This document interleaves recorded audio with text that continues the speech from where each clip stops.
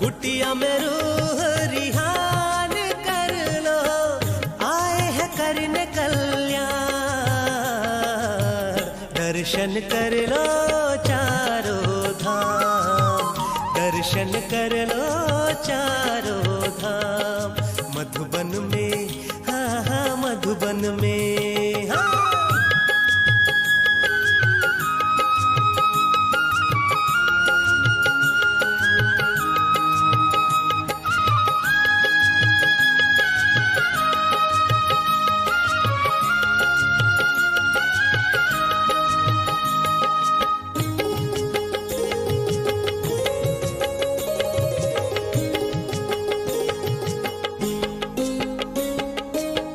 History हाल में व्यर्थ मिटा लो, हिस्ट्री हाल में व्यर्थ मिटा लो, हिस्ट्री हाल में व्यर्थ मिटा लो, हिस्ट्री हाल में व्यर्थ मिटा लो।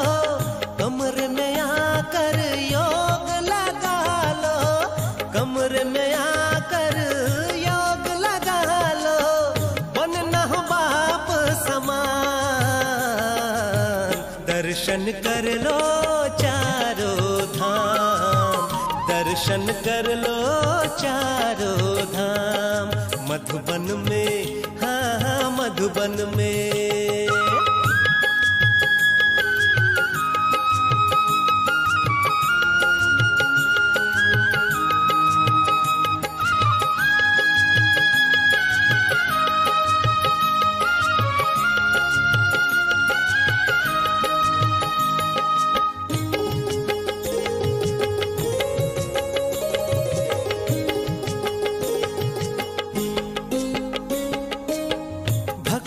फल देने को आए, भक्ति का फल देने को आए, भक्ति का फल देने को आए, भक्ति का फल देने को आए।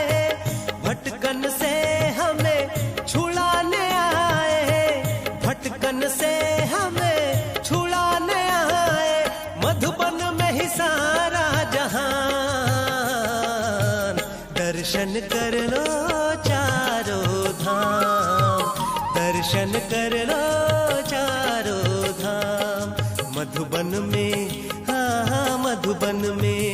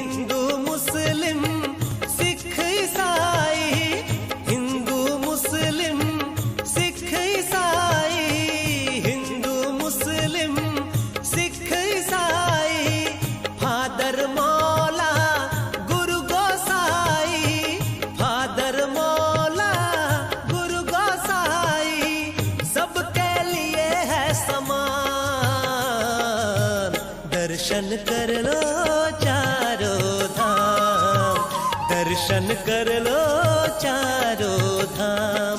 मधुबन में आए भगवान, मधुबन में आए भगवान।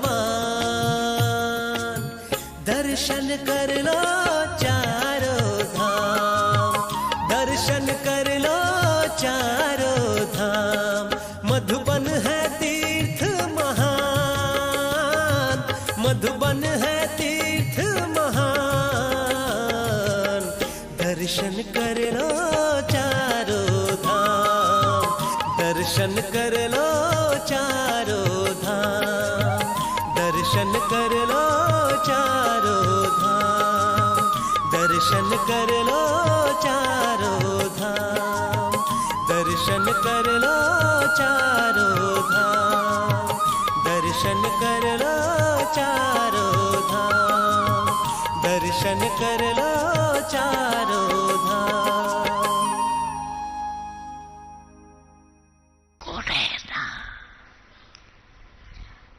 उसको बोर्नवीटा बना के बाप दादा हाथ से खिलाता था।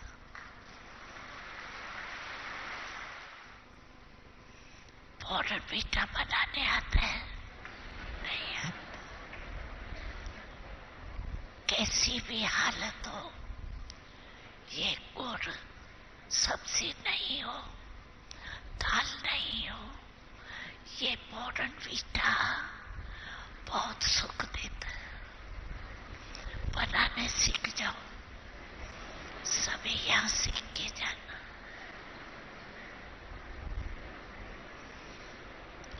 आईवेल में ये बोर्नवीटा बहुत काम में आएगा।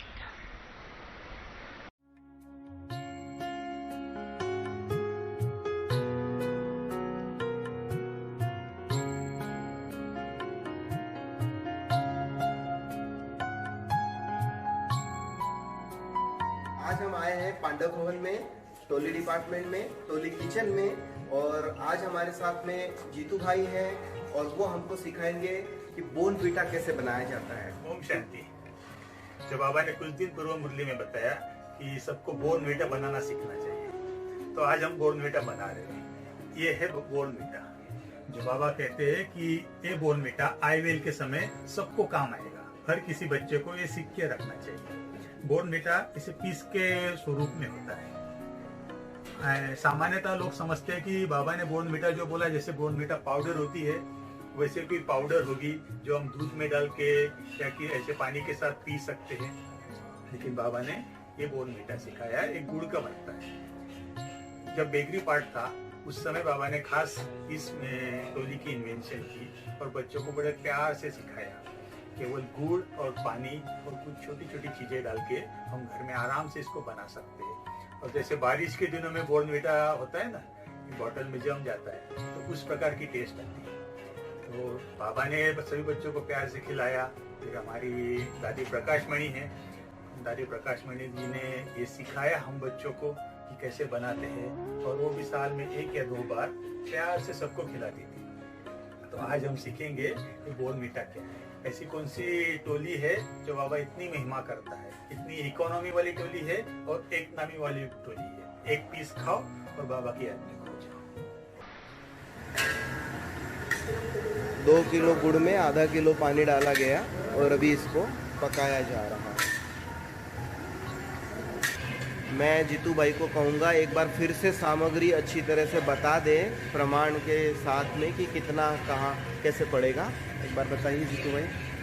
गुड़ 2 किलो गुड़, उसमें आधा लीटर पानी।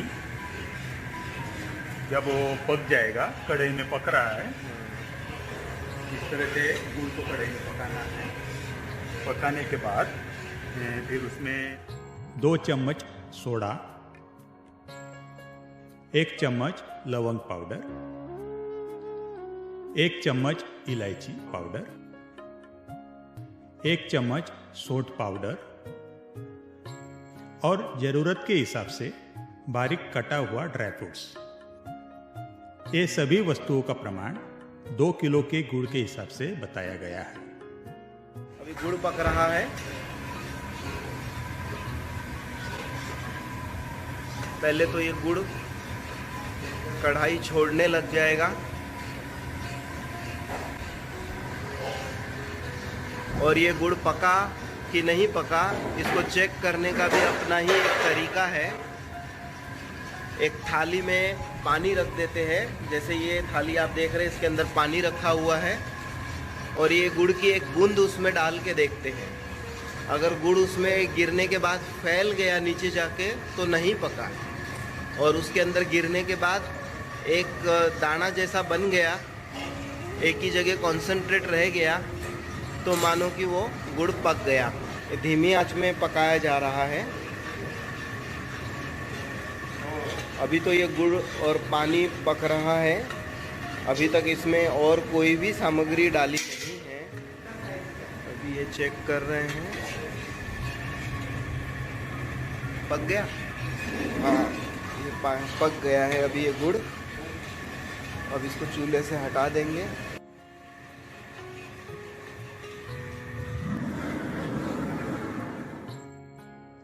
अभी इसके अंदर 2 चम्मच सोडा, 1 चम्मच इलायची, 1 चम्मच सौंठ पाउडर, 1 चम्मच लवंग पाउडर और ज़रूरत के हिसाब से बारीक कटा हुआ ड्राई फ्रूट्स, ये चीज़ें डालकर मिलाएं।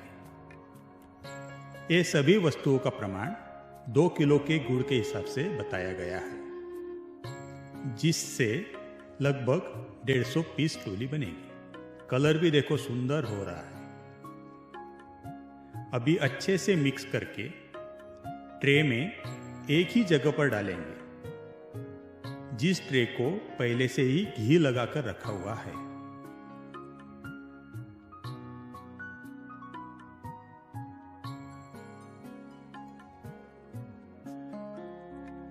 ट्रे को थोड़ा सा शेक करके फैला दें और ऊपर से डेकोरेशन के लिए बारीक कटा हुआ ड्राई फ्रूट्स डाल दें।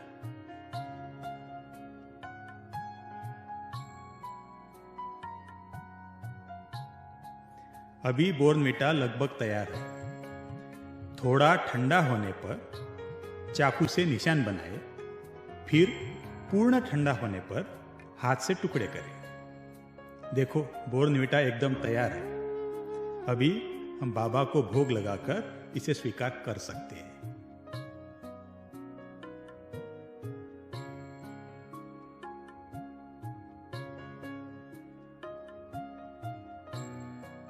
ओम शांति।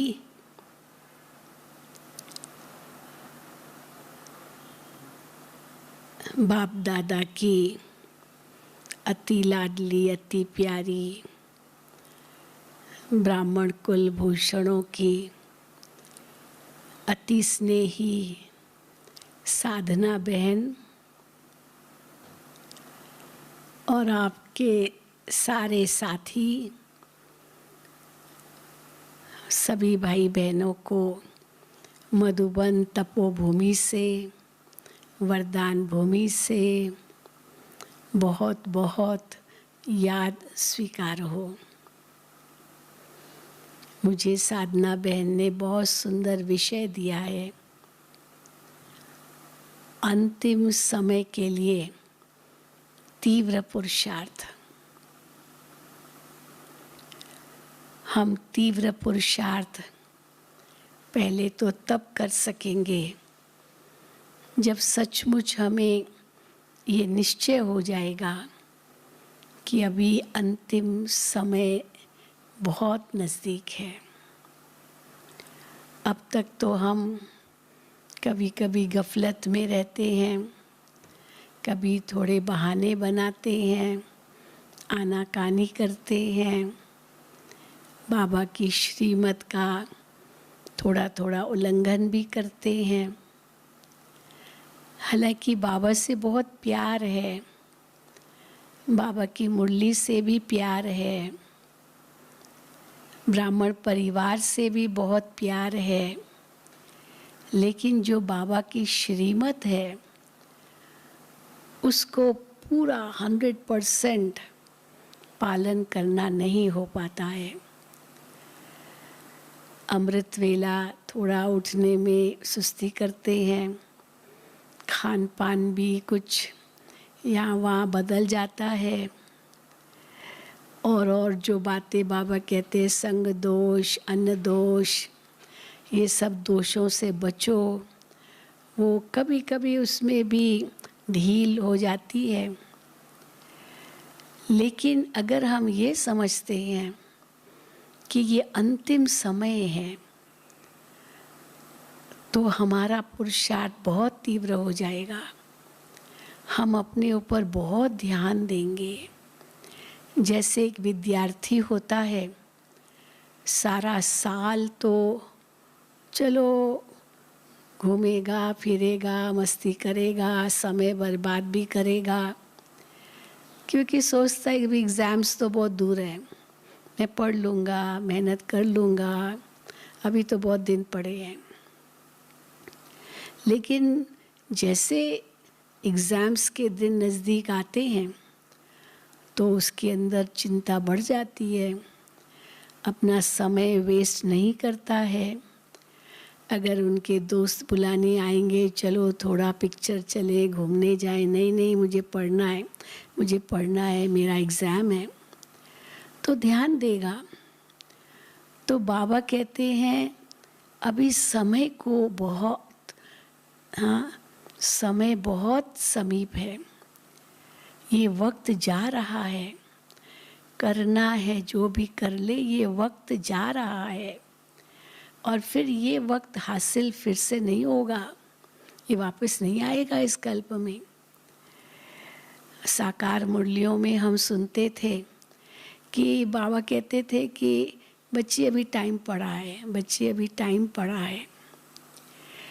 तो हम थोड़े अलबेले भी थे, बाबा कहते अभी टाइम पड़ा है।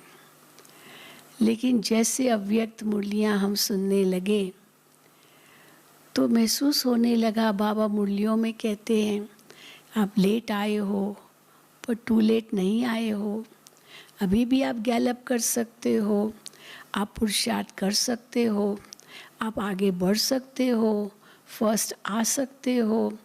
अभी तक किसी की भी सीट फिक्स हुई नहीं है सिवाय ब्रह्मा बाबा मम्मा के, और किसी की भी सीट फिक्स नहीं हुई है, तो आप बहुत आगे जा सकते हो, last so fast so first आ सकते हो।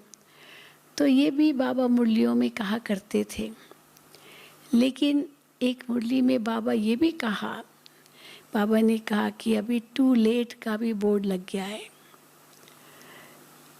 तो हम देख रहे हैं कि 33 वर्ष तो साकार पालना मिली, 36 से लेकर 69 तक, और उसमें भी कितने परिवर्तन आए।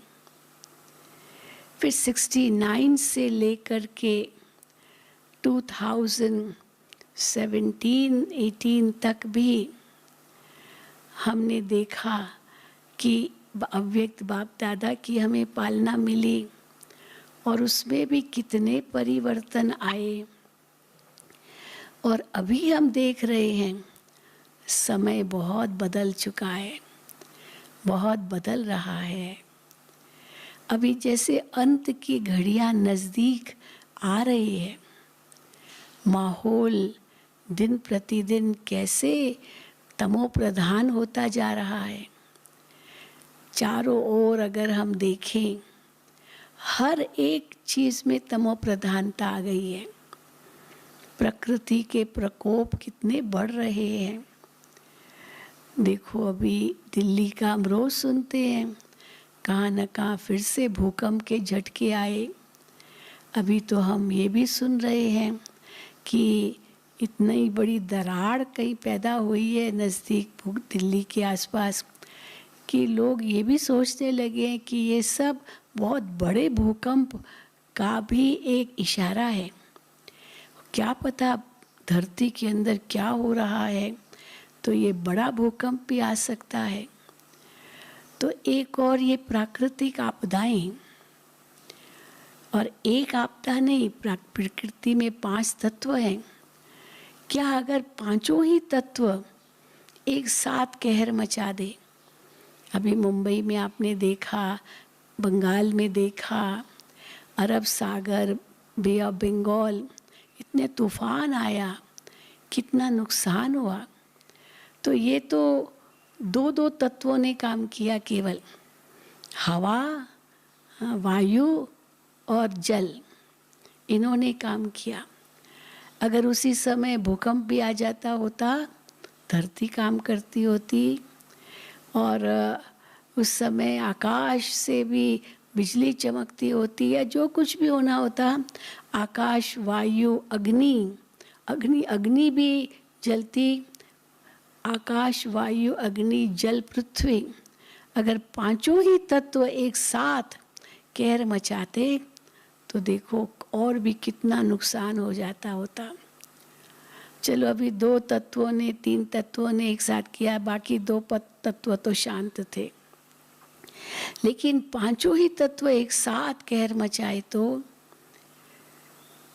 एक और प्राकृतिक आपदाएं, दूसरी ओर बाबा कहते हैं शरीर के रोग। अभी एक तरफ वहाँ पर तूफान आया और वहाँ फिर कोरोना भी है, तो ये शरीर के रोग जो दिन प्रतिदिन बढ़ते ही जा रहे हैं, दवाइयाँ ही कम पड़ गई है ही नहीं, ऐसी ऐसी नई बीमारियाँ आ रही है। ये सब कर्मों के हिसाब किताब भी तो चुकतू हो रहे हैं ना। 63 जन्मों के कर्मों के हिसाब किताब हैं, और इतने लोग मर रहे हैं, और कोई सभी एक साथ थोड़ी जन्म लेंगे, तो कितनी आत्माएं भटक रही होगी। तो ये भटकती आत्माओं का भी तो प्रकोप है। तो कहाँ शरीर के रोग, कहाँ ये भटकती आत्माओं का प्रकोप, कहाँ ये पांचों तत्व प्रकृति का प्रकोप, और कहाँ देखो संबंधों में कितना अनबन बढ़ रहा है, क्योंकि ये विकार चारों ओर बढ़ते ही जा रहे हैं। काम वासना, क्रोध, लोभ, मोह, अभिमान, ईर्ष्या, द्वेष, नफरत, वैर, दुश्मनी, हेरा फेरी, बेईमानी, चुगली, छीना झपटी, न जाने क्या क्या हो रहा है, जो पहले कभी सोचा भी नहीं था, और आज वो सब दृश्य सामने हैं। आए दिन टीवी में किस प्रकार के समाचार हम सुनते हैं, विनाश के ही समाचार, विनाश के ही समाचार। परिवारों में कितना तनाव है। तो आप सोच सकते हैं, क्या ये घोर कलयुग नहीं है? अवश्य है, और बाबा के बच्चे तो इसको भली भांति समझ रहे हैं। तो हमारा पुरुषार्थ कैसा होना चाहिए? हर मुरली में बाबा हमको तीव्र पुरुषार्थ करने के लिए कितनी प्रेरणाएं देते हैं। कल भी बाबा ने कहा, बच्चे अभी और संबंध मत बनाओ, जो है उनको तो निभाना है, ये तो हमारा कर्मों का हिसाब किताब है, उनको तो चुकतू करना है, पर और मत बनाओ, नया खाता मत बनाओ, क्योंकि अगर नया खाता बनेगा तो एक अगर कर्म पाप का हुआ तो उसकी सज़ा तो 100 गुना बनेगी, क्योंकि ब्राह्मण बन गए। लौकिक में अज्ञान काल में थे तो एक पाप की 1 गुना सज़ा, पर ब्राह्मण बनने के बाद जबकि हमें ज्ञान है, समझ है, इतनी पराकाष्ठा हो गई है हर बात की, तो ऐसे समय पर अगर हम कोई गलत काम करते हैं तो उसकी सज़ा तो 100 गुना है। फिर अगर श्रीमत के विरुद्ध जाते हैं तो उसकी सज़ा तो और भी अधिक है। इसलिए तीव्र पुरुषार्थ का मतलब है कि हम अपने जो पुराने संस्कार हैं, पुरानी आदतें हैं, पुराना व्यवहार है, पुराने बोल हैं, पुरानी सोच है, पुरानी वृत्तियां हैं, भावनाएं हैं, उन सब में परिवर्तन। वैसे भी हम देख रहे हैं समय परिवर्तनशील है, समय किसके लिए रुकता नहीं है, पल पल बदल रहा है, बदल रहा है। तो हम कितना बदले हैं अपने आप में देखें। क्या कल से आज हमारी ज़्यादा उन्नति हुई है या अवनति हुई है? क्योंकि अगर अवनति हुई उन्नति की बजाय तो फिर हम लक्ष्य तक कब पहुंचेंगे। और बाबा ने कितना ऊंचा लक्ष्य हमें दिया है। बाबा हमें कहते हैं पहले तो अपने आप को ब्राह्मण भी समझना, उसको भूलना नहीं, ये भी बहुत ज़रूरी है। ब्राह्मण का कर्तव्य क्या होता है? ब्राह्मण माना जिसके अंदर पवित्रता की शक्ति हो, ब्रह्मचर्य की शक्ति हो। ब्राह्मण माना जो इतना ज्ञान का श्रवण करता हो, ज्ञान दूसरों को बांटता हो, पढ़ता हो, पढ़ाता हो, यज्ञ करता हो, कराता हो, यानी खुद भी विकारों का स्वाहा करता हो, दूसरों को भी प्रेरणा देता हो, ये आपको स्वाहा करना है। तो एक और ब्राह्मणों के कर्तव्यों को हमें समझना होगा। अब तक तो शूद्रों के ही कर्म हमारे से चले, पर ब्राह्मण किसको कहेंगे? कल भी बाबा ने कहा बेहद की पवित्रता, सब कुछ बेहद, अब तक तो था, सब हद में था, और हद में रहना माना तू मैं तेरा मेरा, इसी में फंसे रहे। अभी बाबा कहते बेहद का वैराग्य चाहिए, वैराग्य और फिर सन्यास, बेहद का सन्यास। हम हद के वैरागी नहीं हैं। हद का वैराग्य किसको कहा जाता है? शमशानी वैराग्य को।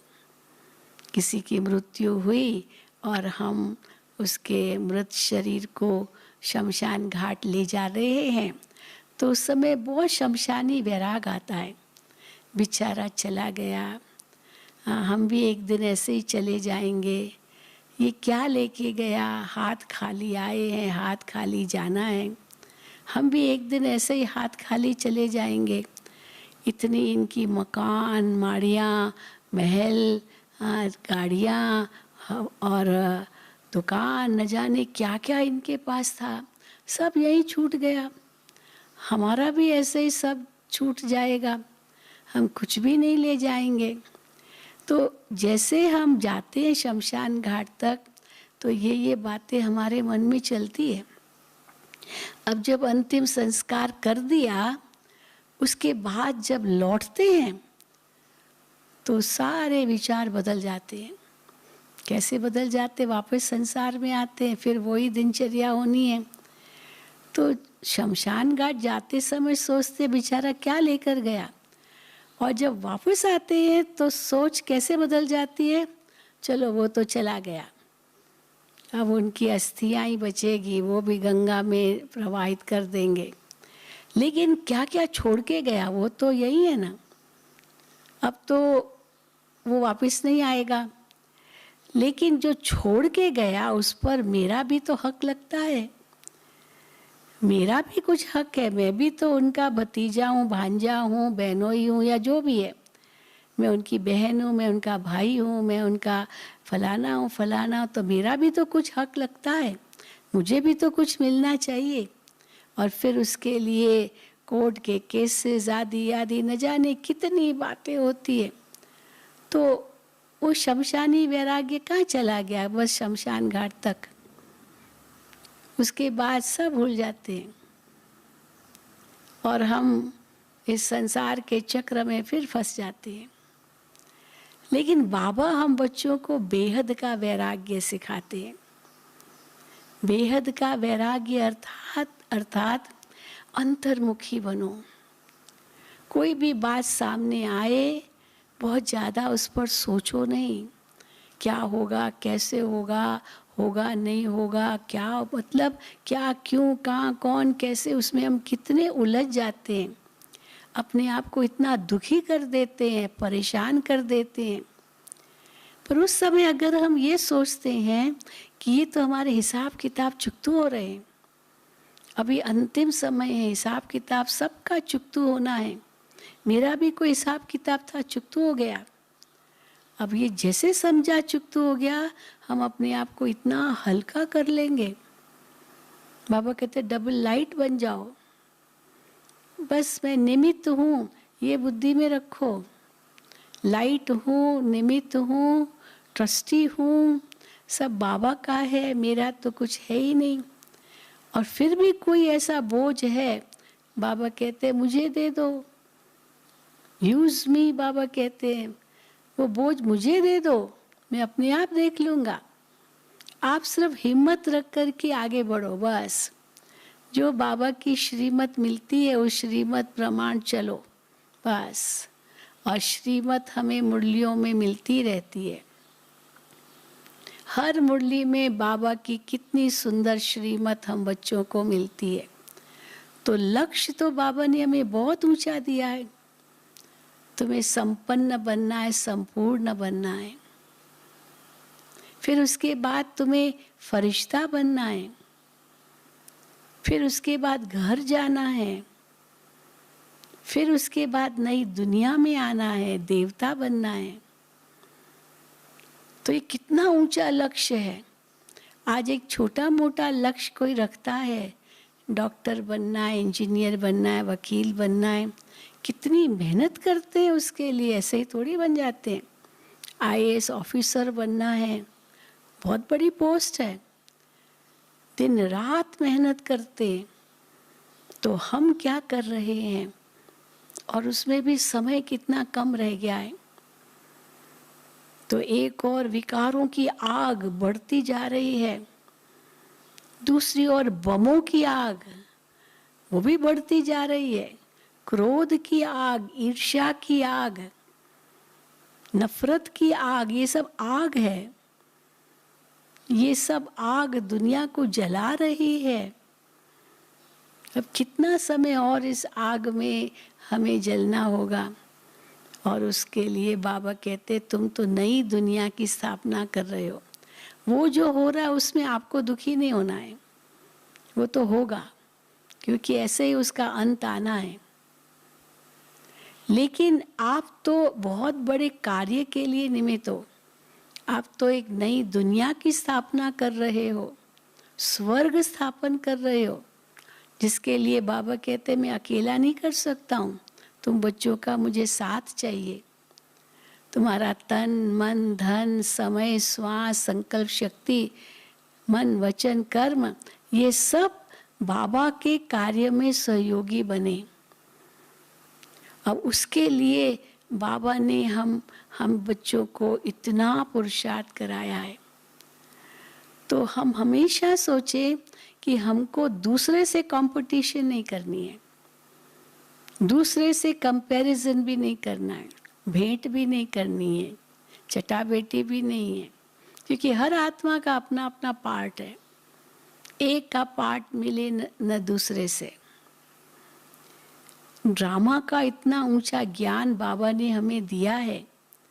भले ड्रामा निश्चित है, बनी बनाई है, लेकिन फिर साथ में बन रही भी है। निश्चित है ड्रामा, सब कुछ वही होगा जो ड्रामा में है। लेकिन बाबा कहते पुरुषार्थ और प्रारब्ध में फिर भी पुरुषार्थ को आगे रखेंगे, पहले रखेंगे, क्योंकि पुरुषार्थ के बिना तो प्रारब्ध बन ही नहीं सकती। इसीलिए प्रारब्ध जो प्राप्ति है या जो भाग्य है वो तो बाद में, पहले पुरुषार्थ है। इसलिए पुरुषार्थ को आगे रखना ही पड़ेगा। ऐसे नहीं जो ड्रामा में होगा, जो ड्रामा में होगा नहीं। हम बना रहे हैं ड्रामा, है बना बनाया, लेकिन बनी बनाई बन रही, अभी बन भी रही है, क्योंकि पता तो है नहीं ना।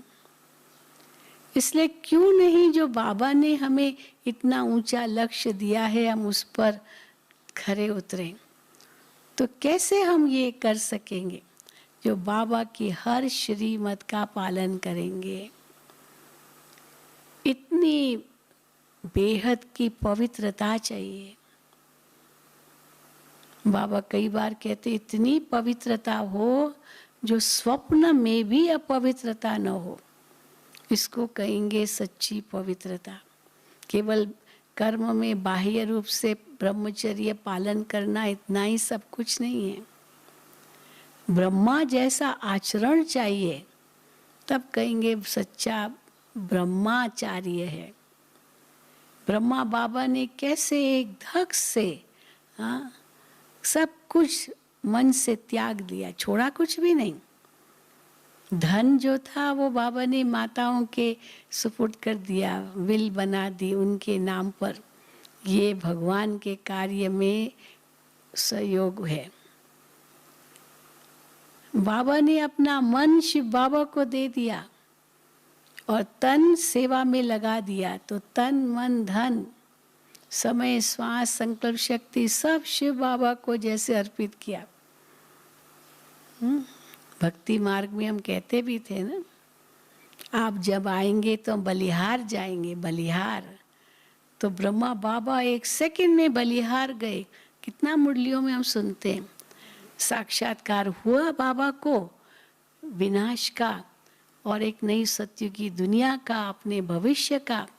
फट से सोचा ये सब क्या करना है, बस एक बाबा दूसरा ना कोई, यही लक्ष्य रखा और अपने आप को कितना न्यारा प्यारा बना दिया, अपने पुरुषार्थ में तल्लीन हो गए।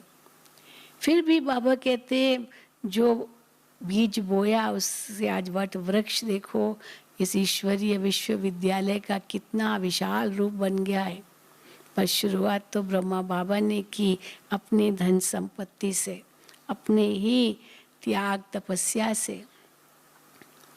तो जो बाबा ने किया, हम कितना परसेंटेज में वो कर पा रहे हैं। बाबा तो कितना जल्दी संपूर्ण बन गए। तो और पवित्रता उनमें बेहद की थी, एक सेकंड में न्यारे हो गए। ये ब्रह्मा बाबा की कोई ऐसे नहीं कि शिव बाबा की उनको मदद थी, वो अपने पुरुषार्थ से आगे बढ़े। भले बाबा कई बार कहते ये शिव बाबा का रथ है, बाबा उनको थोड़ी मदद करेगा, वो बात ठीक है, लेकिन पुरुषार्थ तो बाबा ने कोई कम नहीं किया। तो हमारा कितना पुरुषार्थ है, हमें बाप समान बनना है। बाबा के आगे कितनी परीक्षाएं आई, हम इन परीक्षाओं में इतना जल्दी घबरा जाते हैं, डर जाते हैं। बाबा कहते हैं डर तो बिल्कुल नहीं होना चाहिए। कोई क्या करेगा, सबसे बड़ा डर तो मृत्यु का होता है। अगर कोई शरीर भी मेरा ले लेगा या मार भी डालेगा, मैं तो अविनाशी आत्मा हूँ। इतने हद तक बाबा कहते हैं शरीर भी छूट जाए पर आपकी खुशी न जाए। ये खजाना भगवान ने हम बच्चों को दिया है। तो धीरे धीरे ये बेहद का वैराग्य बहुत जरूरी है। जो बाबा ने कहा कोई नए संबंध नहीं बनाओ अभी, क्योंकि अगर नया संबंध बनेगा तो फिर उनकी याद तो आएगी, क्यों नहीं आएगी। अब बच्चा पैदा हुआ तो माँ बाप कितना उस बच्चे में मोह रख देते हैं, कितना उनकी याद आती है। तो नया संबंध बना भी, माँ बाप जब तक नहीं थे, बच्चा नहीं था, कोई ये नया संबंध नहीं था। पर जैसे बच्चा हुआ, नया संबंध बना, माँ बाप के लिए भी तो बच्चे के लिए भी संबंध नया बना ना। तो इसलिए बाबा कहते हैं ये नए संबंध मत बनाओ, क्योंकि फिर उनको भूलना पड़ेगा। इसलिए जो है उनको निभाओ जरूर, प्यार प्रेम से निभाओ, छोड़ना भी नहीं है। इसलिए बाबा देखो छोड़ने के लिए भी मना करते हैं। तुम्हारा कोई वो सन्यास नहीं है, तुम्हारा हद का सन्यास नहीं है। वो हद के सन्यासी छोड़ करके चले जाते हैं। बाबा कहते हैं वो भी नहीं करना है, छोड़ना कुछ भी नहीं है, लेकिन फंसना भी कहीं नहीं है। बस ये जरूर बाबा हमें कहते हैं। और नया भी कुछ नहीं बनाना है, जो है उसको निभाते भी रहना है। और बेहद का वैराग्य चाहिए। वैराग्य का मतलब है राग रहित रहना, नॉन अटैचमेंट। तो इसलिए वो नॉन अटैचमेंट बहुत ज़रूरी है, नहीं तो वो ही याद आएगा। तो बाबा कहते हैं अंत के समय के लिए आपको और कोई याद नहीं आना चाहिए सिवाय एक बाबा के, बस। इसलिए बाबा कहते हैं सब संबंध मेरे से जोड़ो। ये मामा चाचा काका जो भी हैं, ये सब बाबा ने जैसे अर्जुन को कहा, भगवान ये सब मरे पड़े ये जानो, एक दिन तो इनकी मौत निश्चित है ही है, लेकिन इनको मरा हुआ जानो माना मोह हटाओ, ये मेरा हटाओ। और बाबा कितना सुंदर कहते हैं कि मेरे की जगह तेरा कर दो। जैसे गुरु नानक के लिए कहते हैं ना, वो गिनती कर रहा था तो 12 के बाद जैसे तेरा आया बस वहीं रुक गया। तेरा तेरा तेरा तेरा तेरा हो गया मैं तेरा। तो जहाँ मेरा आए वहाँ को बाबा ये तेरा, जहाँ मैं आए वहाँ को हाँ मैं आत्मा। दादी जानकी को देखो कितना नशा था, अंत में उसी नशे में ही बाबा के पास कैसे पहुँच गई। मैं कौन, मेरा कौन, कुछ और याद नहीं था। नहीं तो इतना बड़ा पद एडमिनिस्ट्रेटिव हेड दादी थी, लेकिन अंत में बिल्कुल ऐसी न्यारी हो गई जो बात मत पूछो। बड़ी दादी भी ऐसे ही, बाबा भी ऐसे ही, मम्मा भी ऐसे ही। लेकिन ऐसे नहीं कि कोई डरना है, लेकिन कैसे बेहद का वैराग्य चाहिए, सब बाबा का है। न कोई चिंता है, न कोई डर है, न कोई किसी भी प्रकार का कोई प्रश्न है, न कुछ आश्चर्य है, जरूरत ही नहीं है। और जब कोई ऐसी समस्या आती भी है तो बाबा कहते ऊपर चले जाओ।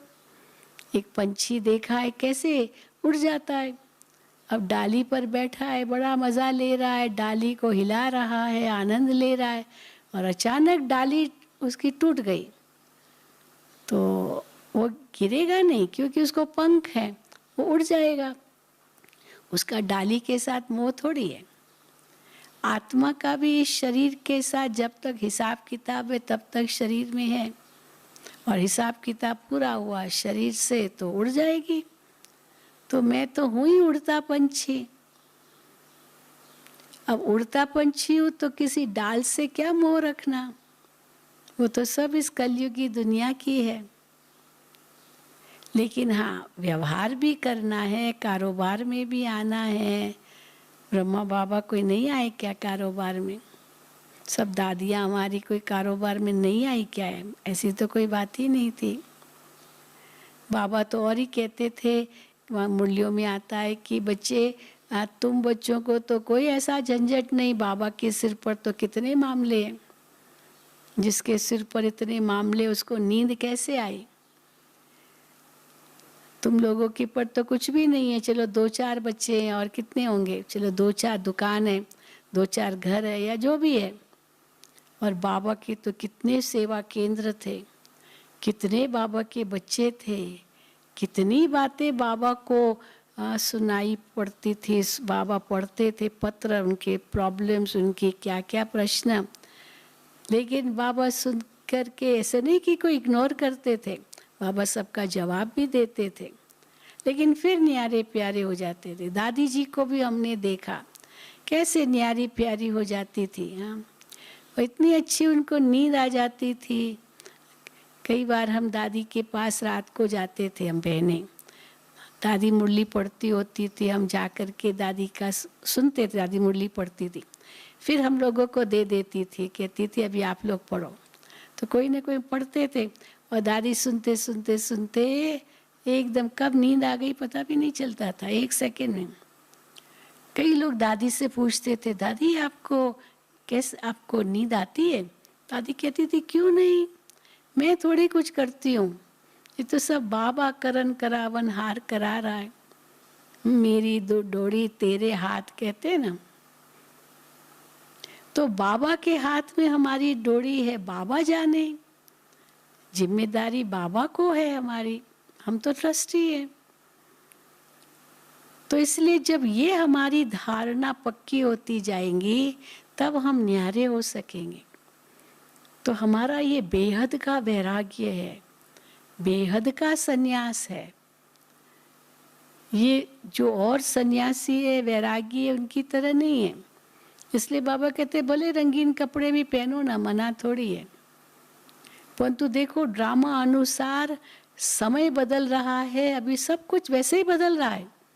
अभी कहेंगे हैंडशेक भी मत करो, 1-2 के नज़दीक भी मत आओ, हाँ, डिस्टेंस बना के रखो, दूरी रखो, ये करो वो करो, कितना कहते हैं। तो वैसे ही स्थूल रूप में करना पड़ता है। तो क्यों ना हम सहज ही न्यारे बन जाएं और अपना समय, श्वास, संकल्प शक्ति सफल करें। एक घड़ी भी हमारी व्यर्थ न जाए, एक श्वास भी हमारा व्यर्थ न जाए, एक संकल्प भी हमारा व्यर्थ न जाए। पर ये तब होगा जब इतना ही अंदर में निश्चय होगा, इतना ही लक्ष्य हमारे आगे प्रबल होगा। हमें संपन्न बनना है, संपूर्ण बनना है। ऐसे नहीं कि कोई हमारे पाप कर्म रह जाए और उसके लिए हमको सज़ा खानी पड़े, हमको पास विद ऑनर बनना है।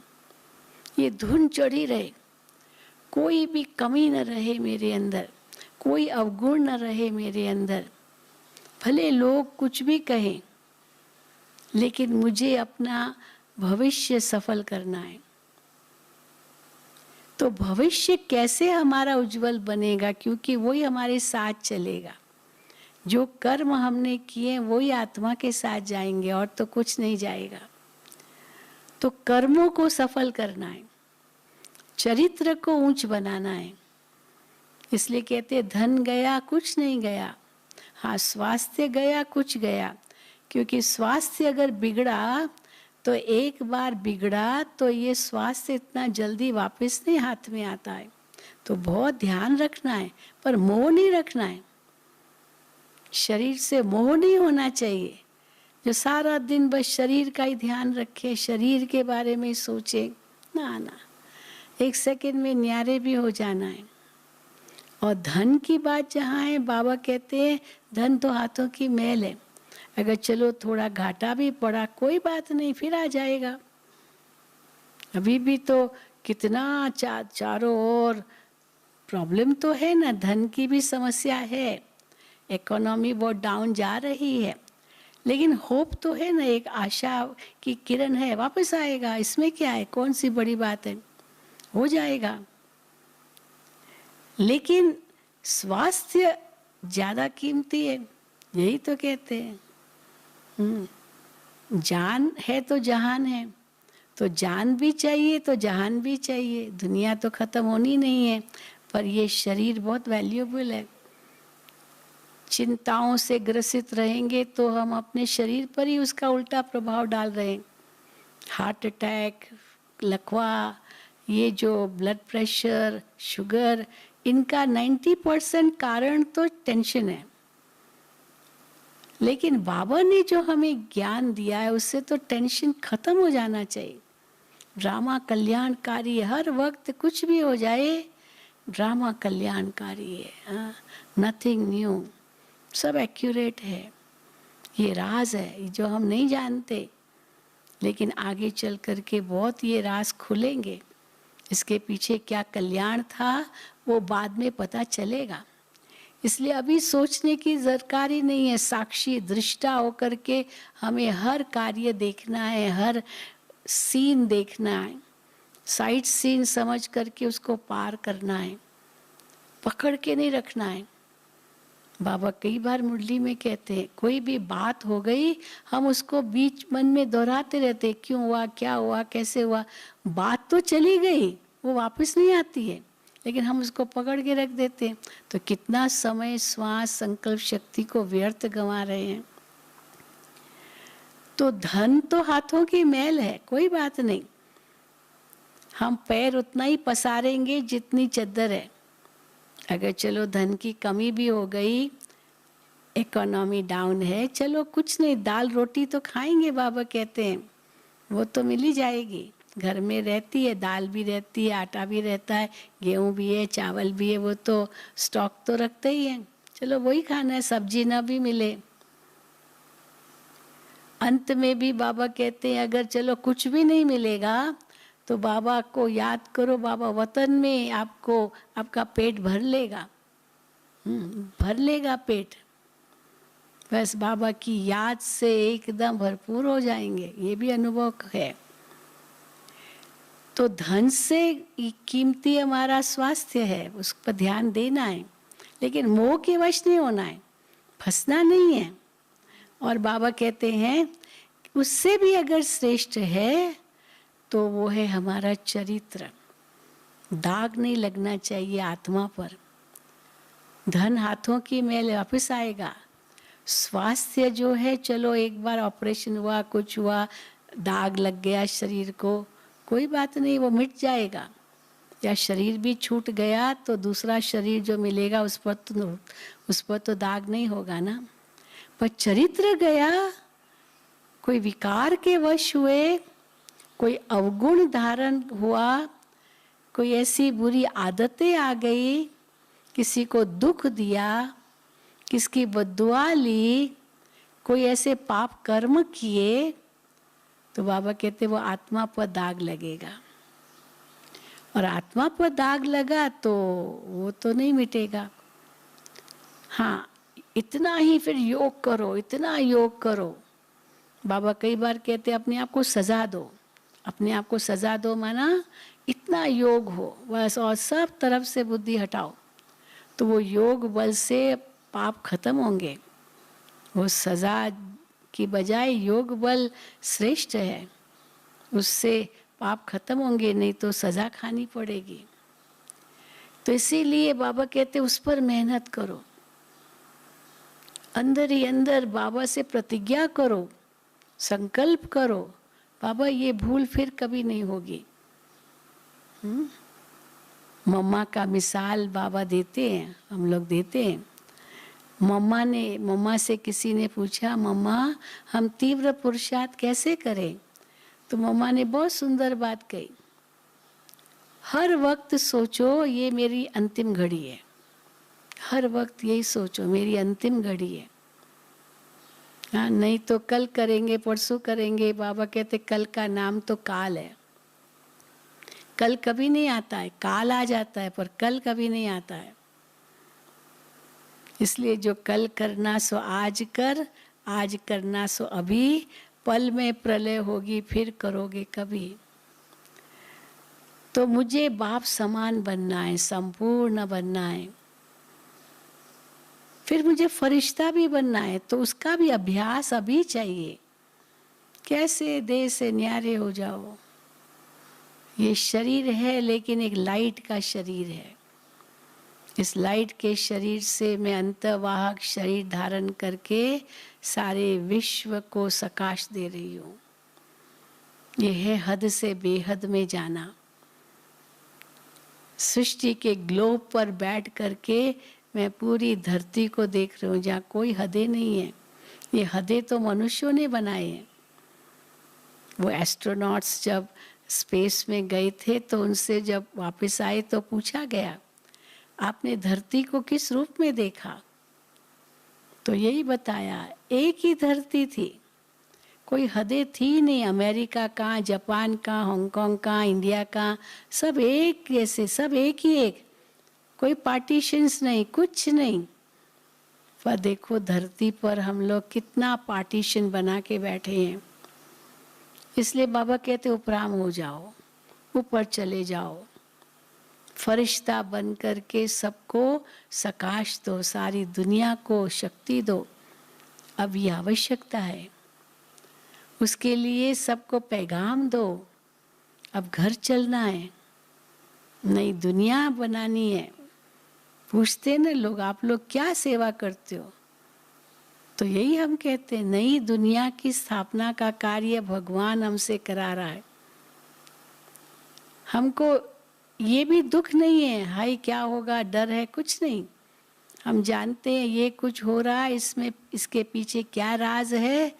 इसके पीछे राज है कि नई दुनिया आनी है, ये कलयुग खत्म होना है, सतयुग आना है। उस सतयुग के लिए अब तैयारी कर रहे हैं। नए मकान के लिए तैयारी करनी होती है ना। अब मकान पुराना है तो नया मकान बन रहा है, तो पुराने मकान से बाबा कहते अपने आप दिल हट जाती है। नए मकान में ये करेंगे, वो करेंगे, वो करेंगे, यही बुद्धि में आता है। पुराने मकान को क्या सजाना, पुराने मकान को क्या सुंदर बनाना, तो ऑटोमेटिकली बुद्धि हट जाती है। और बाबा कहते वो नई दुनिया, वो घर तुम्हारी आंखों के सामने होना चाहिए। उस दिन भी बाबा ने बताया कि कैसे वो सतयुगी दुनिया तुम्हारी आंखों के सामने होना चाहिए। बाबा ने क्या मिसाल दिया, जैसे कोई पहले ज़माने में जाते थे, विदेश जाते थे तो समुद्र से जाते थे, पानी के जहाज से जाते थे, ये हवाई जहाज तो थे नहीं। तो बाबा ने मिसाल दिया सिंध वर्कियों का। हैदराबाद सिंध में जो रहते थे बिजनेसमैन होते थे, उनकी सारी दुनिया में बिजनेस होती थी, परंतु वो चारों तरफ बिजनेस के लिए जाते थे। फिर वापस जब आते थे हैदराबाद सिंध तो बाय शिप ही आते थे। तो हैदराबाद में बड़ी बड़ी चिमनियाँ होती थी, बहुत बड़ी बड़ी चिमनियाँ, क्योंकि जब खाना पकाते थे तो लकड़ी पर पकाते थे, तो वो चिमनी के नीचे वहीं खाना पकाते थे, तो धुआं जो था वो बहुत ऊंचा वो चिमनियों से ऊपर उड़ता था। अब आज की तरह नहीं कि गैस हो, ये है, वो सब नहीं था, लेकिन वो चिमनियाँ थी। तो जब वो जहाज से आते थे, पानी के जहाज से, तो दूर से ही वो चिमनियाँ दिखाई देती थी और पता चलता था बस अभी हम पहुँचे कि पहुँचे, कराची पहुँचे कि पहुँचे, क्योंकि वहाँ से हैदराबाद तो 3 घंटा ही था। तो इसीलिए घर पहुँच रहे हैं, घर पहुँच रहे हैं, ये उनकी बुद्धि में था। और जैसे ही वो नज़ारा दिखाई देता था, एकदम खुशी के मारे वो प्रफुल्लित हो जाते थे। नहीं तो इतने एक एक महीना जहाज में रहते थे, पानी के जहाज में, तो बहुत सीसिक हो जाते थे। एक एक महीना समझो पानी में रहो, पानी पानी और कुछ भी नहीं, तो उल्टियाँ होती थी, डायरिया हो जाता था, बीमार हो जाते थे, सी सिकनेस। तो और जब देखते थे अरे ये चिमनी आ गई, बस कितनी खुशी हो जाती थी। तो बाबा कहते तुम्हारी ये 2 आँखें हैं, एक आँख में रखो मुक्ति, दूसरी आँख में रखो जीवन मुक्ति। कल भी बाबा ने कहा तुम लाइट हाउस हो, तुमको सबको रास्ता दिखाना है, पर खुद लाइट होंगे तभी तो रास्ता दिखाएंगे। और किसका रास्ता दिखाना है? घर जाने का रास्ता दिखाना है, नई दुनिया का रास्ता दिखाना है। नई दुनिया में क्या क्या होगा, बाबा कहते वो नज़ारे आप देखते रहो, कैसे देवताएं चलेंगे, कैसे होगा। बाबा यहाँ तक कहते जैसे शुरू शुरू में भट्ठी जब बनी यज्ञ की शुरुआत में, सब साक्षात्कार में जाते थे, साक्षात्कार बहुत होते थे। बाबा ने कल भी कहा 2 बहनें आपस में बैठती थी, चलो हम लोग सैर पर चलते हैं। और कहाँ सैर पर जाते हैं? साक्षात्कार की सैर पर। दोनों एक दो को दृष्टि देते थे और दोनों उड़ जाते थे और सतयुग में पहुंच जाते थे, स्वर्ग में पहुंच जाते थे, रास कर रहे हैं ये अनुभव करते थे, चलो सैर पर।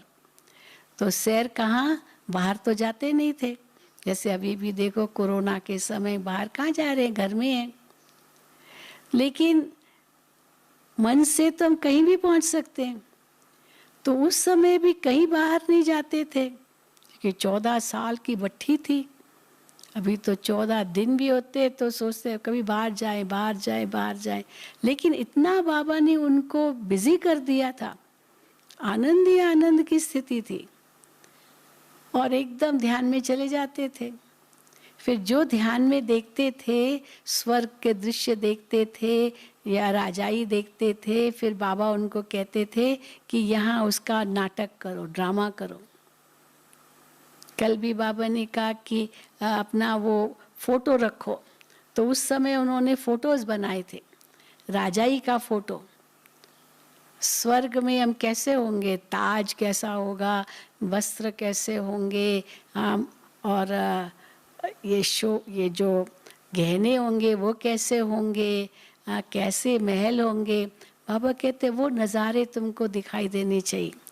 तो बाबा ने उनको कहा था, क्योंकि वो सज धज कर बैठते थे, स्वर्ग का नज़ारा दिखाते थे, तो बाबा कहते थे अब इसका फ़ोटो निकालो और ये फ़ोटो अपने साथ रखो, ब्राह्मण रूप और फिर देवता रूप।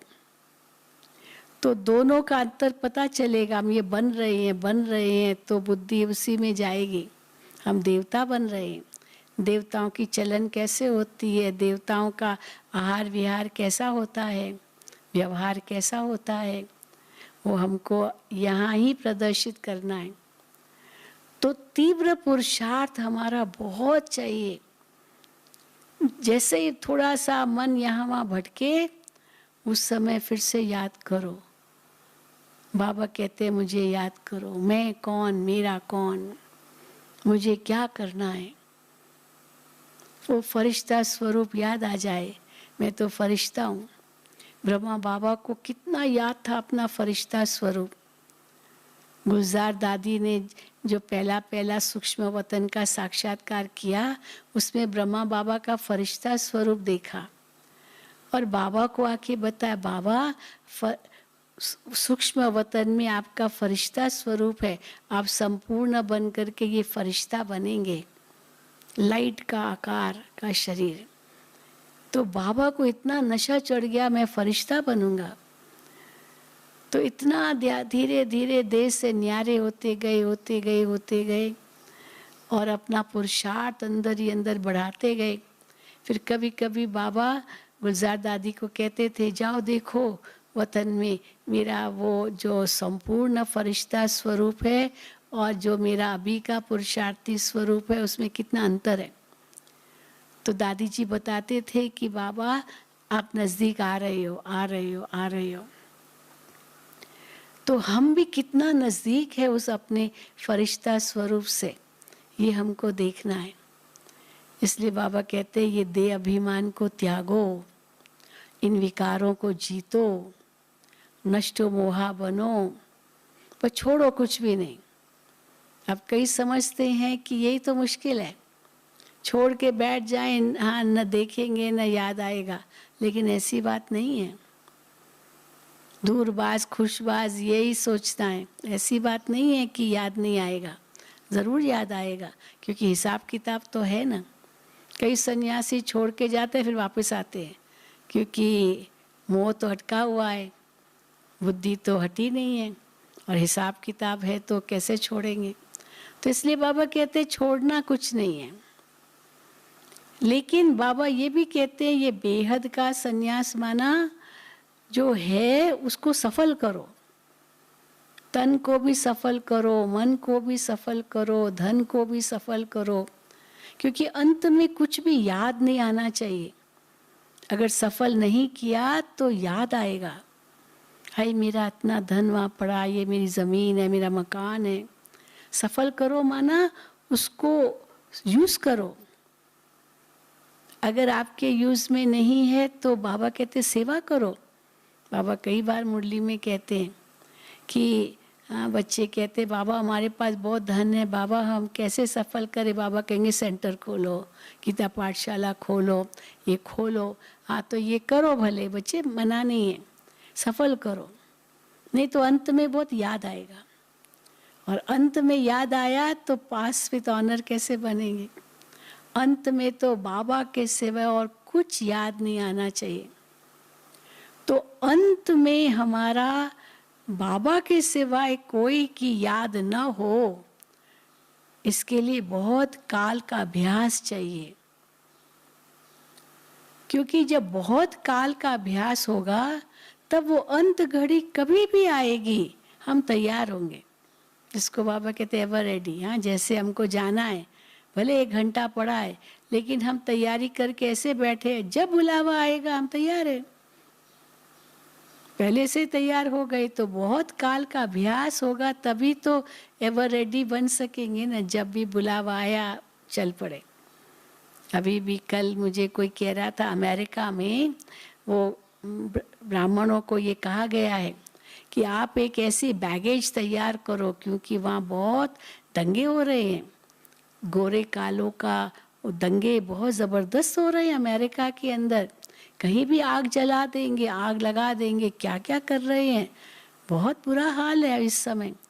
तो ब्राह्मणों को ये कहा गया कि आप अपना एक ऐसा बैग तैयार करके रखो जिसमें आपके जो डॉक्यूमेंट्स है, वो बहुत ज़रूरी डॉक्यूमेंट्स वो आपके साथ होने चाहिए।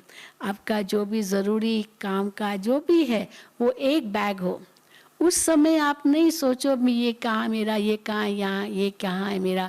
वो ऐसा एक बैग तैयार हो आपका सदा, जो कभी भी बुलावा आए, कुछ भी हो जाए, बस वो एक बैग आपका ज़रूरी सामान का लिया, आपके जो डॉक्यूमेंट्स है या जो कुछ भी इम्पोर्टेंट चीज़ें हैं वो साथ में ही रखो एक ही जगह। और उस समय उसी को उठाया और गया, उस समय आप समेटने नहीं लग जाओ। इसलिए बहुत काल की तैयारी चाहिए ताकि उस समय 1 सेकंड में आत्मा उड़ जाए। नहीं तो कोई भी देहधारी की याद आएगी, वस्तु की याद आएगी, व्यक्ति की याद आएगी, तो वरना फेल। तो बहुत काल का अभ्यास हो तब एवर रेडी कहलाएंगे, क्योंकि अचानक होना है, अचानक, ये कोई कह के नहीं आएगा। वो एग्ज़ाम जो होते हैं वो पहले से ही मालूम होता है, इतनी तारीख को इतने समय यहाँ स्थान पर ये आपकी परीक्षा होगी, 3 घंटे की परीक्षा होगी, और क्या क्या इम्पोर्टेंट क्वेश्चंस आएंगे, वो कभी कभी रिवील भी होते हैं, लेकिन फिर भी पता तो नहीं ना क्या क्वेश्चंस आएंगे, पर बाकी सब पता है, कहाँ क्या कैसे वो सब पता है, पर क्वेश्चन पेपर पता नहीं है।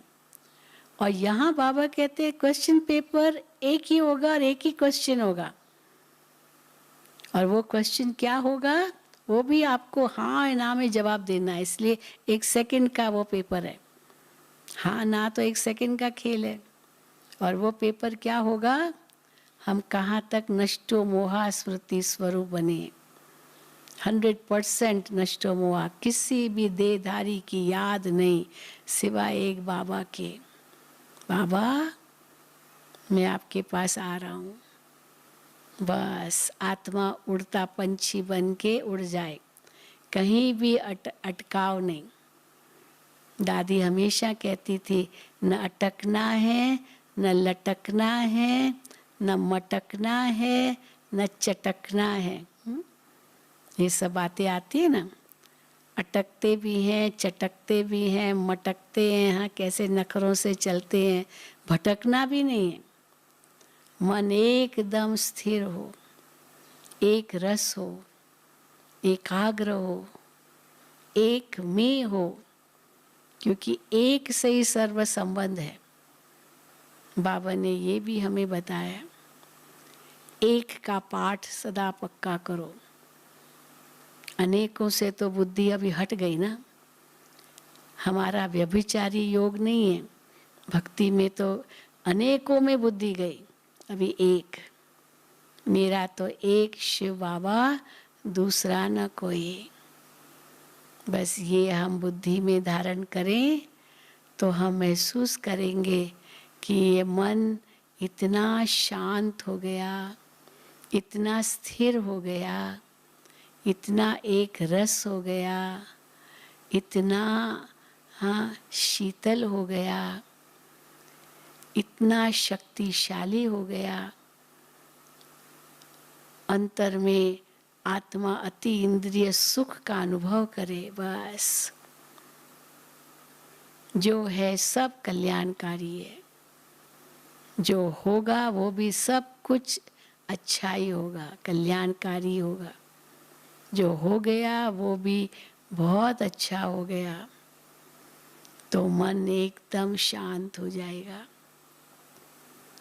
बस ये तीव्र पुरुषार्थ हमको करना है। अब जो करेगा सो पाएगा, यही अंतमति सो गति होनी है, पर बहुत काल का पुरुषार्थ चाहिए। तो चलिए अब हम इसका अभ्यास करेंगे, और अभ्यास करते समय ऐसे अशरीरी हो जाओ, ऐसे न्यारे हो जाओ, बस एक की लगन में मग्न हो जाओ। वो बिंदु में सिंधु को देखो, सर्व गुणों का सागर, वो सिंधु एक बिंदु में, जिसके साथ मुझ आत्मा के सर्व संबंध है। उसी आनंद के सागर में खो जाओ, प्रेम के सागर में विलीन हो जाओ, शांति के सागर में समा जाओ। तो जितना ही हम न्यारा बनेंगे, उतना ही बाबा का भी अति प्यारा बनेंगे। जैसे बाबा कितना न्यारा और कितना प्यारा है, हम भी बाबा के इतने प्यारे बन जाएंगे। मन से छोड़ो तो छूटो, और बाबा को सब कुछ हाँ समर्पित कर दो, स्वाहा कर दो, बुद्धि से किनारा कर दो, नष्टो मोहा हो जाओ। सब बोझ बाबा को दे दो, छोड़ो कुछ नहीं, फंसो कहीं नहीं। तब 1 सेकंड में न्यारे बन सकेंगे, तब विजयी बन सकेंगे, तब बाबा के गले का हार बन सकेंगे, तब बाबा की उम्मीदों को पूरा कर सकेंगे, तब सफलता के सितारे बनेंगे। तो चलिए हम इसका अभ्यास करते हैं और ऐसा अनुभव हम करें कि बस अब जा रहे हैं बाबा के पास।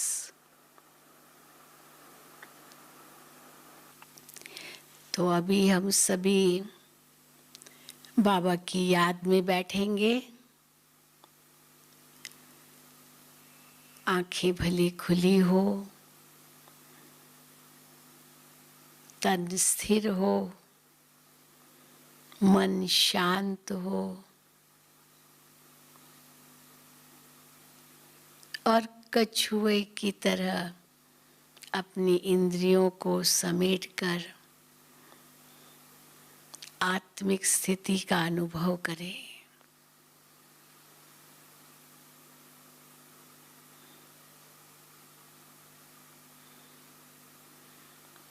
प्रकृति के बीच चमकता हुआ मैं अजब सितारा,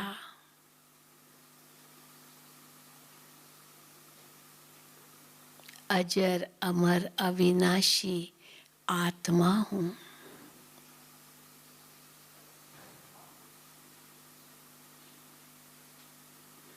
इस शरीर की इंद्रियों का मालिक हूँ।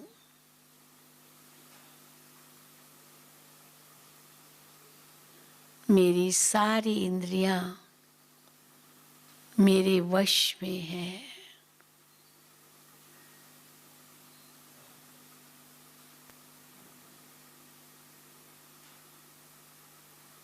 मेरा मन भी मेरे ऑर्डर में है।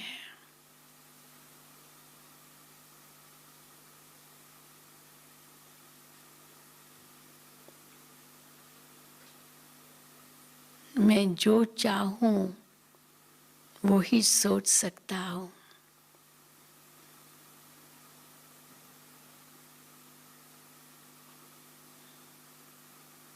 मन भी मेरी एक शक्ति है,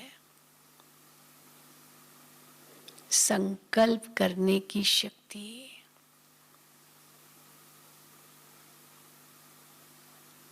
अब मुझे केवल श्रेष्ठ संकल्प ही करने हैं।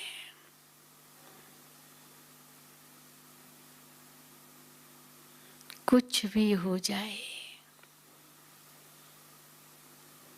मैं तो एक श्रेष्ठ आत्मा हूँ, महान आत्मा हूँ, होवनहार देव आत्मा हूँ।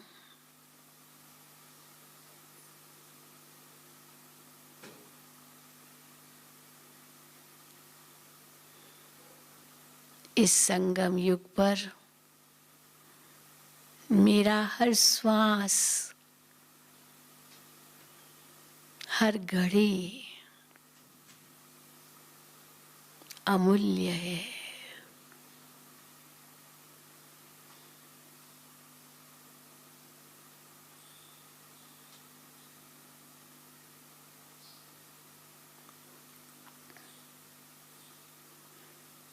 मेरा मन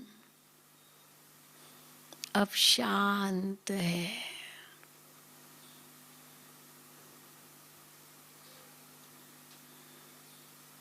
मैं बाबा के साथ साथ हूँ।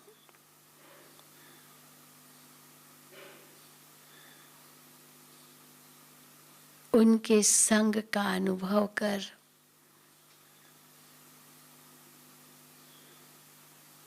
वो ही रंग मुझ पर लग रहा है।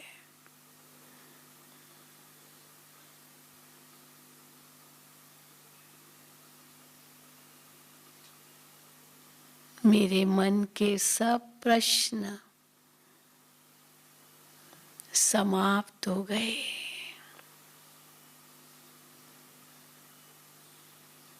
ये ड्रामा कितना कल्याणकारी है।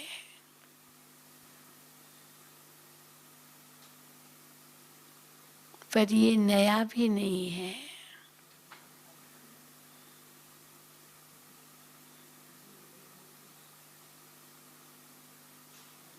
हर दृश्य कुछ न कुछ शिक्षा दे रहा है। हर व्यक्ति से कुछ न कुछ प्रेरणा मिल रही है।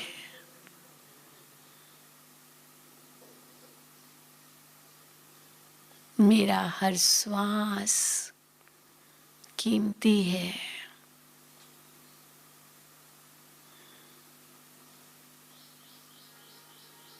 हमें इसे सफल करना है।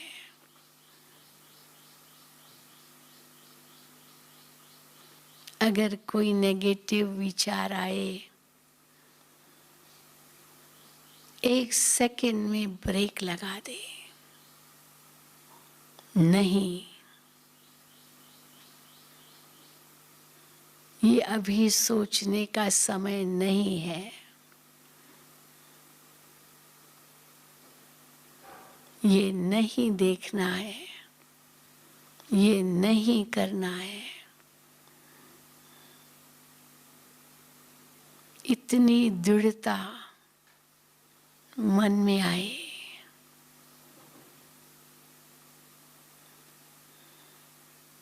तो उसी वक्त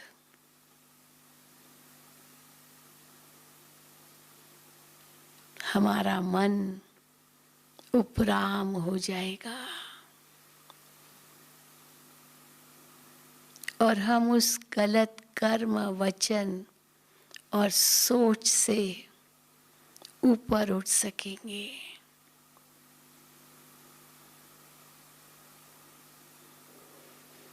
मीठे बाबा, हम जानते हैं समय कितना कम है।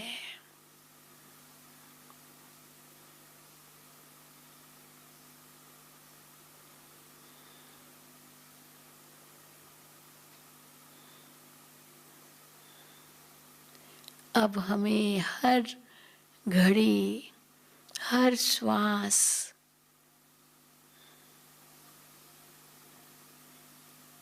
हर संकल्प सफल करना है, सफल करना है। स्व सेवा पर और विश्व सेवा पर सफल करते करते सफलता को पाना है।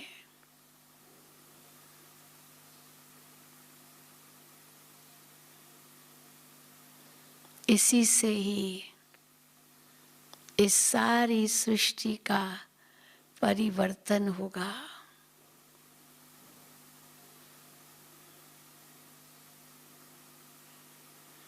एक एक की सोच शक्ति इस कलयुगी गोवर्धन पर्वत को उखाड़ फेंकेगी।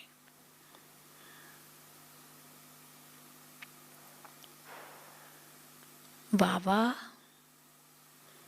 आप हमें जो नई सोच दे रहे हैं,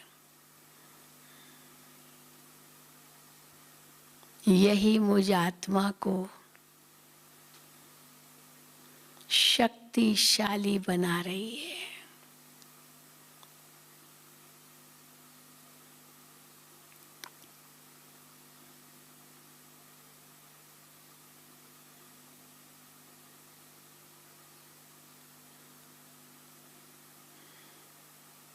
मीठे बाबा,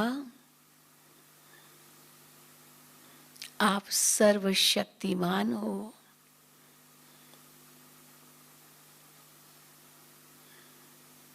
मैं आत्मा आपकी संतान शक्ति स्वरूप हूँ।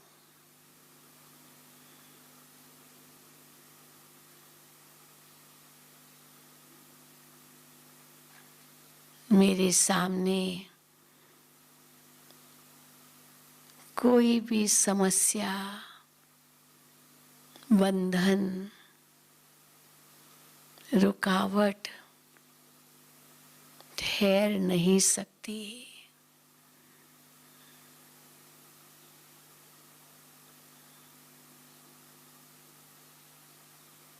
मैं मास्टर सर्वशक्तिवान हूँ।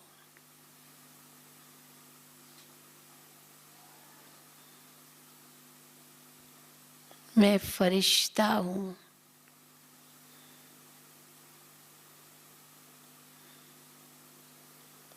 मैं अपनी सकाश सारे विश्व को दे रहा हूँ।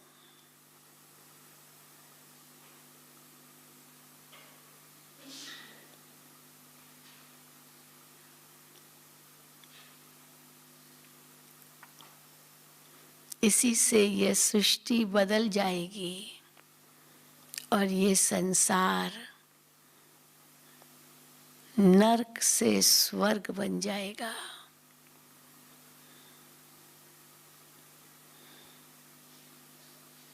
इसी धरती पर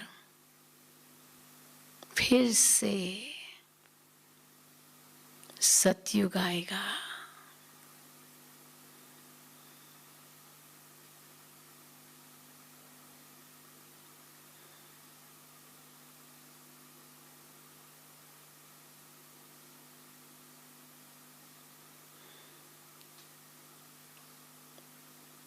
ओम शांति शांति शांति। वर्तमान समय हम जिन परिस्थितियों से गुजर रहे हैं, सारा विश्व भय और चिंता के माहौल से गुजर रहा है, परंतु हम बाबा के बच्चे, ब्राह्मण परिवार, सारे विश्व भर में हम सबको बाबा ने इस परिस्थिति के लिए पहले से ही तैयार कर रखा है। हम जानते थे कि ऐसा समय आएगा जब हम अपने ही घरों में लॉकडाउन हो जाएंगे, तो बाबा ने हम सबको ऐसे समय के लिए विशेष इशारा दे दिया है। और बाबा हमसे ऐसे समय पर क्या चाहते हैं ये भी हम सबको पता है।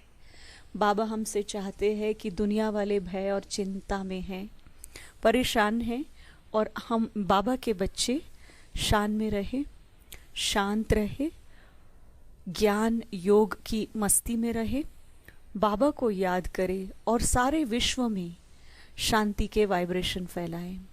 जहाँ जिस स्थान पर आप बैठे हैं उसी स्थान पर बैठकर बाबा को याद करें, ज्वालामुखी योग करें, बाबा के साथ तन्मय हो जाए, एकाग्र हो जाए, एक रूप हो जाए।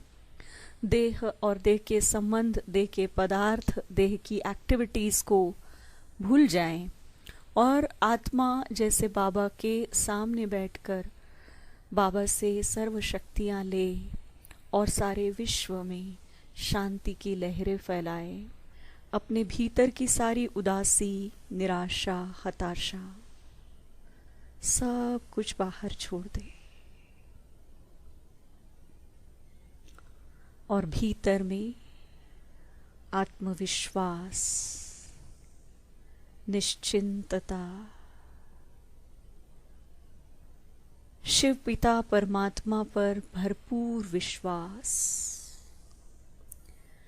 ड्रामा कल्याणकारी है इस बात पर विश्वास। ब्राह्मण परिवार पर विश्वास। इन सारे विश्वास को भीतर जाता हुआ महसूस करें। मन में शांति और निश्चिंतता का अनुभव करें।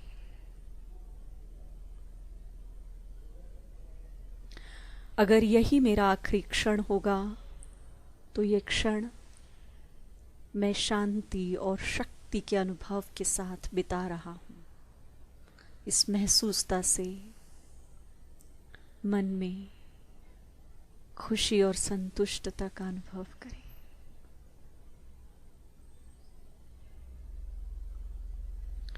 अपने हृदय को भरपूर दया और करुणा से भर ले।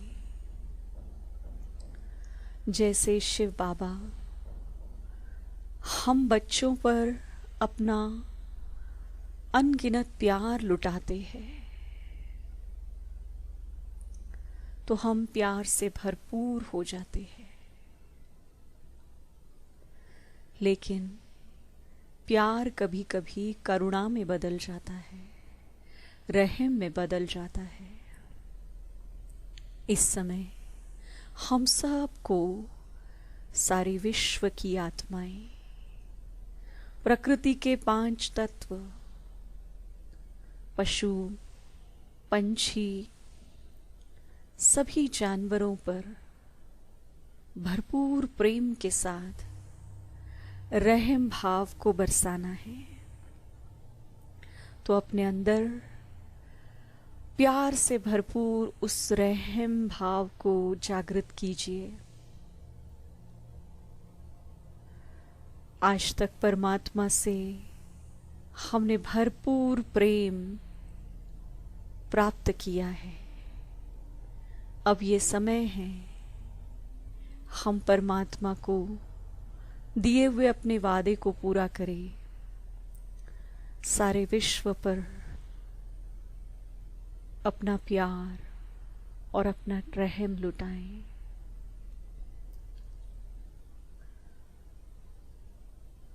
सबके सुख की कामना करें। सारे विश्व की आत्माएं प्यार के साथ सुख और शांति के वाइब्रेशन हम सबसे प्राप्त कर रही है। अपने मन के आगे इस चित्र को बनाएं।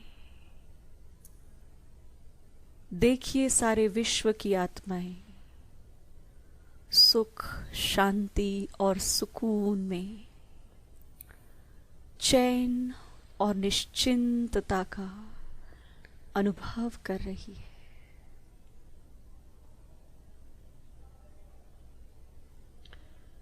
परेशानी का माहौल शांत हो गया है। चारों ओर सभी आत्माएं,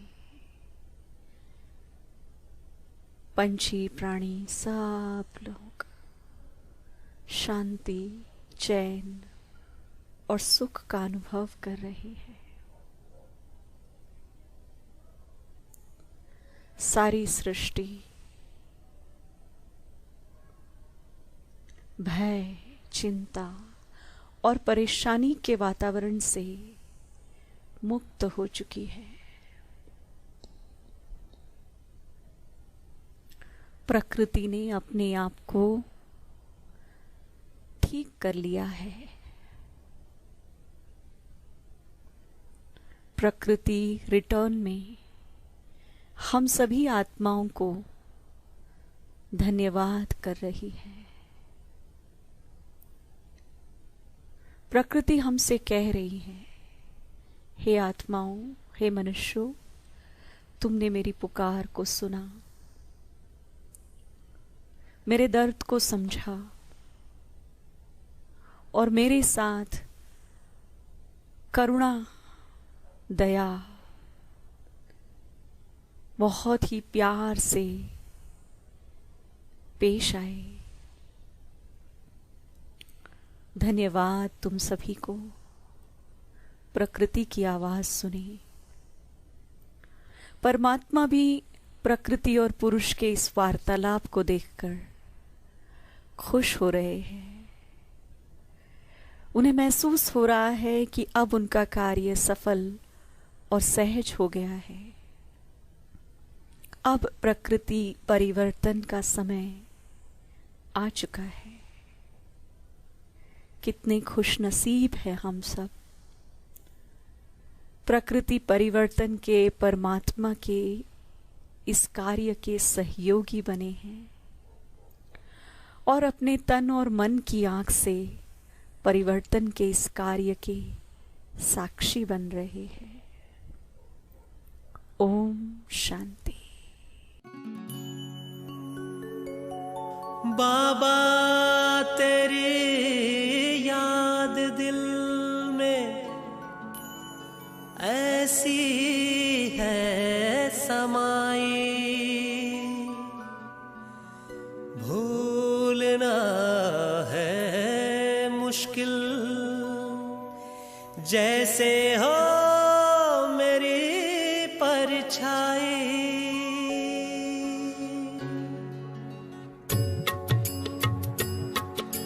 मेरे प्यारे शिव बाबा, मीठे मीठे शिव बाबा, मेरे प्यारे शिव बाबा, मीठे मीठे शिव बाबा, मेरे प्यारे शिव बाबा, मीठे मीठे शिव बाबा, मेरे प्यारे शिव बाबा, मीठे मीठे शिव बाबा। प्यार का धागा ज्ञान के मोती, प्यार का धागा ज्ञान के मोती, माला अनोखी बनाई है, माला अनोखी बनाई है। संस्कारों की रास रचाई, संस्कारों की रास रचाई, कन्याओं का कन्हाई है, कन्याओं का कन्हाई है।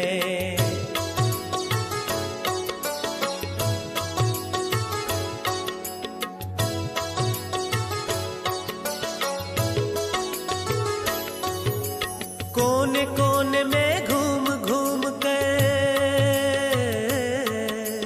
कोने कोने में घूम घूम कर, रंग रंग के फूल चुन चुन कर, रंग रंग के फूल चुन चुन कर, कोने कोने में घूम घूम कर, रंग रंग के फूल चुन चुन कर, रंग रंग के फूल चुन चुन कर, माला एक बनाई है, ओ माला एक बनाई है, हाँ माला एक बनाई है।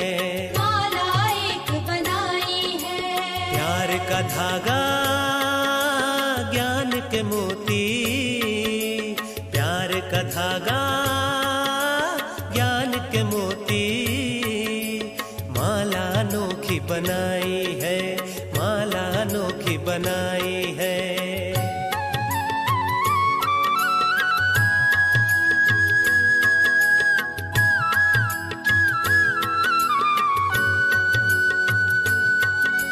मधुबन आंगन में मुरली मधुर बजाई, हर दिल की जन्म जन्म की तपत बुझाई, ओ हर दिल की जन्म जन्म की तपत बुझाई। मधुबन आंगन में मुरली मधुर बजाई, हर दिल की जन्म जन्म की तपत बुझाई, ओ हर दिल की जन्म जन्म की तपत बुझाई। पाकर तेरा प्यार ओ बाबा, पाकर तेरा प्यार ओ बाबा, मिट्टी तिमिर तन्हाई है, ओ मिटी तिमिर तन्हाई है।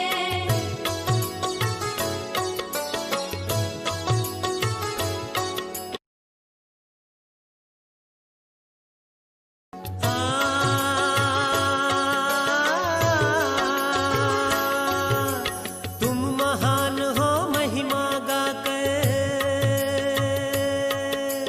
तुम महान हो महिमा गाकर, ले जाऊंगा सजनी बनाकर, ले जाऊंगा सजनी बनाकर। तुम महान हो महिमा गाकर, ले जाऊंगा सजनी बनाकर, ले जाऊंगा सजनी बनाकर। माला अनोखी बनाई है, ओ माला एक बनाई हो है, माला अनोखी बनाई है।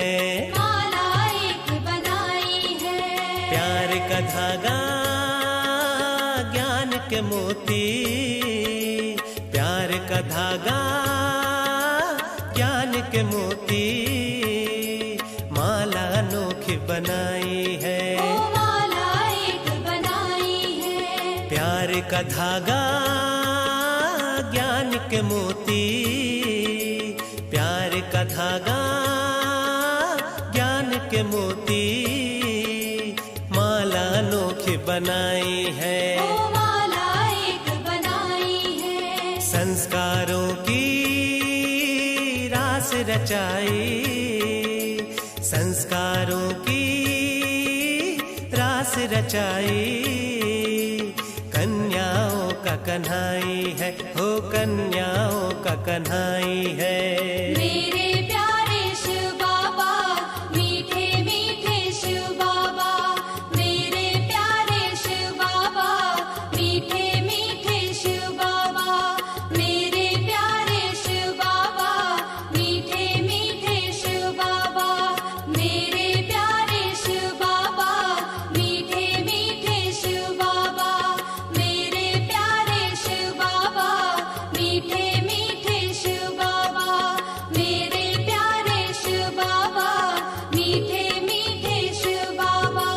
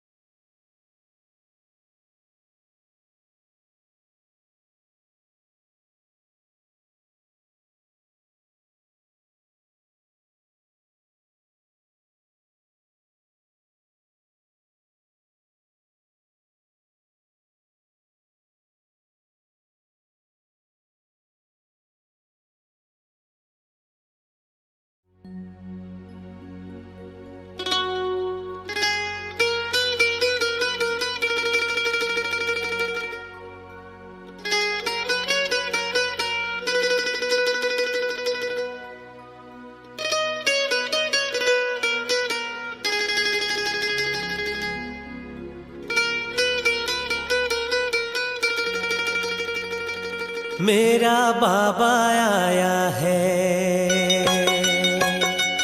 मेरा बाबा आया है, शुभ संदेशा लाया है। मेरा बाबा आया है, शुभ संदेशा लाया है। अब संगम की अंतिम बेला घर ले जाने आया है। मेरा बाबा आया है, शुभ संदेशा लाया है। मेरा बाबा आया है, शुभ संदेशा लाया है।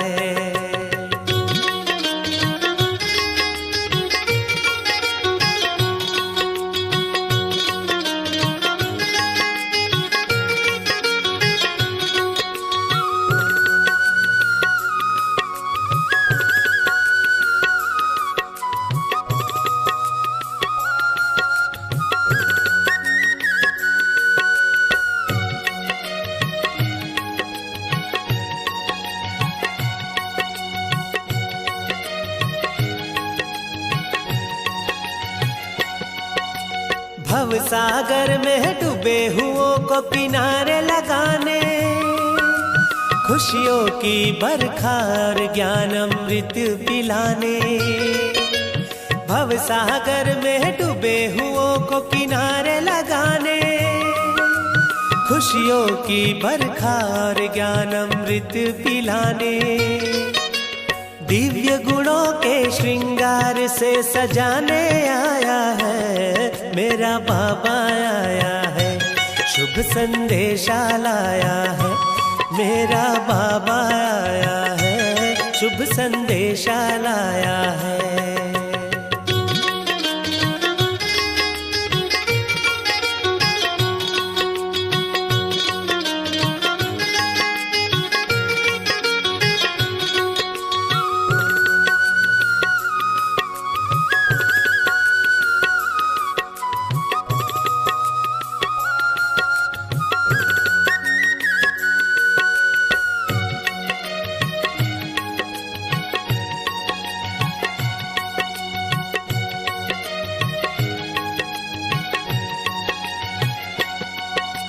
निराशा की काली घटा उजली हो जाए, वीरान दिलों में सुख की बहार आ जाए।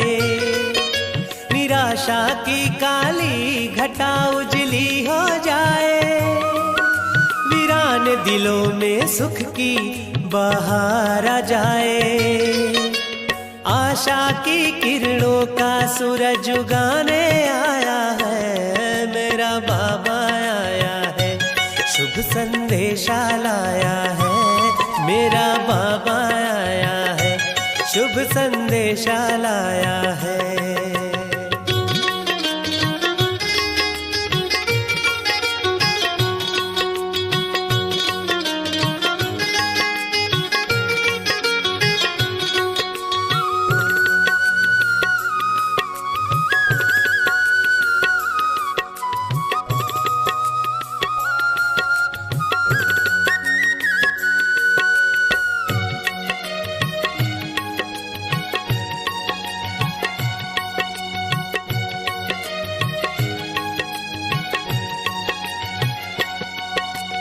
उमंग जगा लो, आलस त्यागो, उड़ना सीखो, हौसला परवान चढ़ा इतिहास नया लिखो।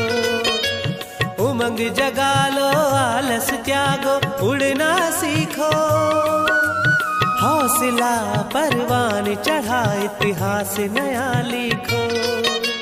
पलकों की छाया में नवजीवन देने आया है, देशा लाया है।